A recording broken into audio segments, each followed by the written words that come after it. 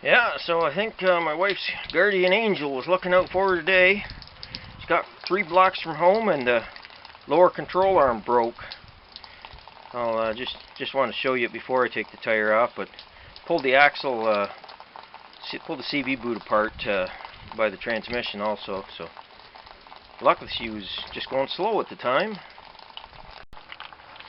Yeah, so as you can see, my lower control arm's in 2 pieces. Just the head of the ball joint there, she tore right in half, so it rotted out. And it pulled the inner axle out. Grease was all over my jack there and stuff, but I was able to push it back in. So my intention is, since, see, here's the roof over top, but there, the edge. I'm almost out in the rain here, as you can see by the, and they're calling for like 4 days of rain. So I'd kind of like to work on it without getting soaking wet. So my intention is to actually weld that control arm back together temporarily, and just basically turn it around. All I got to do is go over that way and back. So a little bit concerning, because this car went through a safety check like a little more than 6 months ago now, and it was a legitimate safety check too. It wasn't like a fake safety or anything, but you know, it just goes to show you that, you know, the arm doesn't look bad on the outside, but you got no way of knowing that it's paper thin. So kind of concerning to somebody like me. That's one of the reasons why I went with all new brake lines on this car. This here's copper nickel. See, it's just got you know, road dirt on it from 6 months of winter here, but all the metal lines, all of them are copper nickel now, brand new.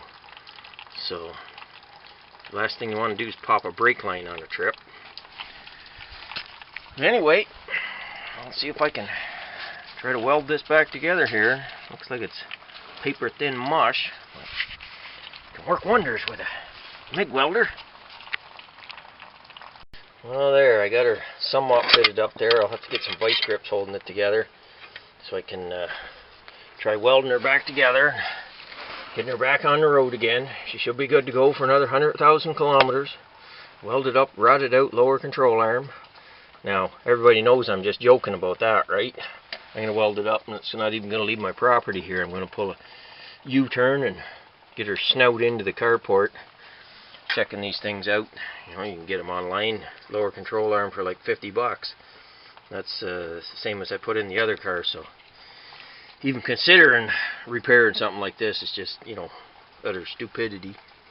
So of course, I suppose the same could be said for repairing a Focus this old, but I'm having lots of Ford Focus fixing fever going on here, that's for sure. Yep. Zontar says, "You love it, you do." Definitely.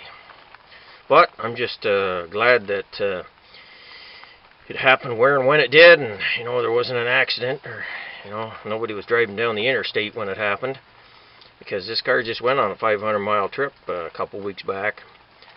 So it could have been, you know, catastrophic consequences. A lot of stuff's going on today. Doris Day died, and Colonel Potter from MASH, and my wife was just telling me that her one relative's waiting for a baby to arrive today. So yeah, I had a funny feeling something was going to happen. Me and the 13th don't always agree with one another for some reason, but anyway, I'll try welding her up. Maybe I'll include a little bit of that video in there. Well, there's my lower control arm repair there. Got her kind of boxed in there. I don't know if you can see it. Hopefully, can't look through the camera at that angle. And I welded a piece on the bottom there, trying to stiffen her up as much as I can. I don't know. It's kind of looking like some of Garage 54's finest work to me. Those guys were putting that 12-liter diesel in that ladder there, making those wooden pistons. Those guys over in Russia, yeah, they're some good YouTube mechanics. I think this is kind of equal to their work. Some of it, anyways. Just kidding. They do some fun stuff there. Anyway, I'm going to try it now. well, it was successful. It held together. Drove her down the driveway, turned it around, back up into the driveway, so now I can proceed to replace the lower control arm. This way I'm, 8 feet in from the rain, which it's supposed to do for like the next 4 days. So, it's always good when 2 hours in the rain turns out to be a successful project.